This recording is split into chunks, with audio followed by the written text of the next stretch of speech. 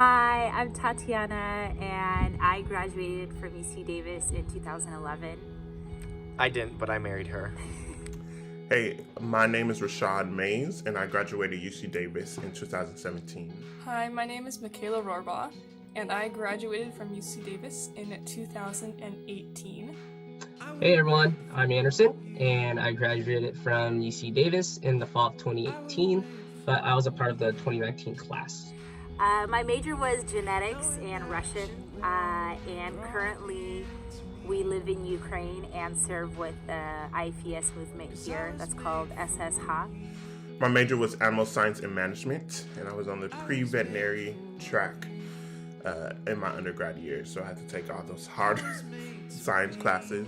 But currently, I'm actually on staff with InterVarsity in the Bay Area. So I live in Sunnyvale, which is South Bay, and also Ohlone Land.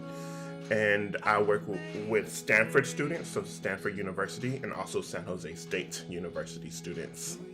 I majored in wildlife, fish, and conservation biology with a minor in evolution, ecology, and biodiversity, which I only say because these days I don't get a lot of chances to say the whole thing. When I was in college, my mom liked to joke with me that I double majored in wildlife biology and InterVarsity because InterVarsity was such a formative part of my college experience. So I major in statistics, but I also got my master's in public health from UC Davis.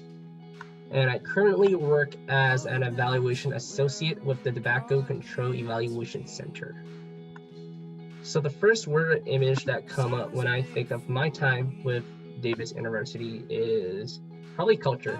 But I think one formative experience from Davis University was when I went to a conference, an ethnic identity conference for Asian Americans. So in that weekend, there were a bunch of different ethnic identity conferences going on. But I thought to myself, why are we separating ourselves by ethnic identity? Shouldn't we be coming together as a single human race and glorify and worship God together? But little that did I know, I learned a lot from that conference. So I've learned to really embrace my culture, my ethnic identity, and my history as an Asian American. And that has shown me who God is. If I had to pick one word to describe how I got to know God in college, it would be that God is so incredibly faithful to me. There were so many times that I was overwhelmed and unsure and felt totally inadequate, but I got to see God come through for me in my own shortcomings. And that is what I mean by God's faithfulness. He showed up and did the things I couldn't do. He answered my prayers, and He kept His promises to me. My freshman year, I co-led a Bible study with Bethany Groot, shout out, and I'm not going to speak for her, but I had no idea what I was doing. I had never led anything before. And yet, God was faithful to me. People actually came, people actually said I impacted their life, and they actually grew closer to God. And it wasn't because of me. It was because God was being faithful to me and to Bethany in shaping our ministry. In college, I had experiences where I prayed for people to be physically healed, and they were healed right on the spot. I even once prayed for a non-Christian to be healed of her allergies, and she was healed right then. And she was incredibly shocked and amazed because of it. And as I look back over all these experiences, even in this year, the craziest of all years, I can trust that God is doing the same things in my life now that He did then. So when I think about my time at Davis University, the word that comes to my mind is defining. There were a lot of defining moments for me that shaped my faith, shaped who I am as a person today.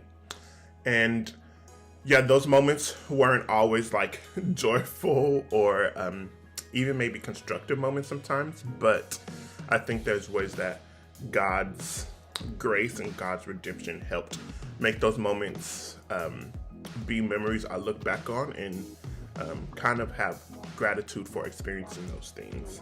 I started leadership my sophomore year and went until I graduated, so 3 years on leadership, and then I was on staff for 2 years at Davis. And I think being in a ministry role, and even as a student, seeing my peers take steps in their faith, as well as reconcile what was going on in the world. So have conversations around justice in faith and activism in faith, and what is God's heart for Black lives. All that was super impactful and defining, and really defines the ethic of my faith journey, really, of what it means to believe in the liberation of God and have that be what shapes my faith. And so that was defining. That was a defining moment, being on leadership for BCN. And when I think of my time when I was a student in Davis, I remember my first year when I was in Bible studies and thinking about how I knew everything and coming to the realization about how I knew nothing. And that also linked into like my very first time doing a proxy, which is like the evangelistic, like sharing your faith with someone on the quad, and how scary that was. But also the realization that I had, I think it was like I was a sophomore, where I realized I've been a Christian for almost 20 years and I've never shared my faith.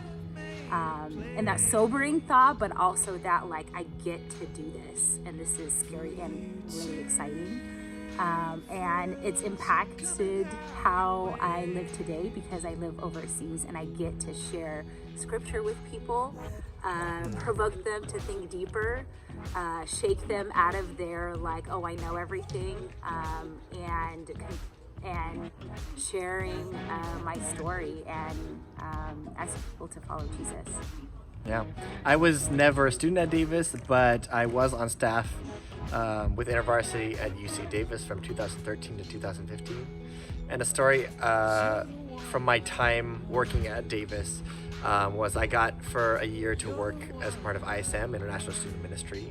And I think working with people from different cultures and different nations and them kind of collecting together, I think for the first time in my life really brought to life the urgency of the gospel. That there were literally people I'm meeting in my day-to-day life that they could go back to their home country and never meet a Christian again, or never open the Bible again. And so that built a fire within me and within my heart to want to love people from all kinds of cultures and nations, but also to see the centrality and the beauty of Jesus to all those cultures and nations, which is really relevant to our ministry here in Ukraine.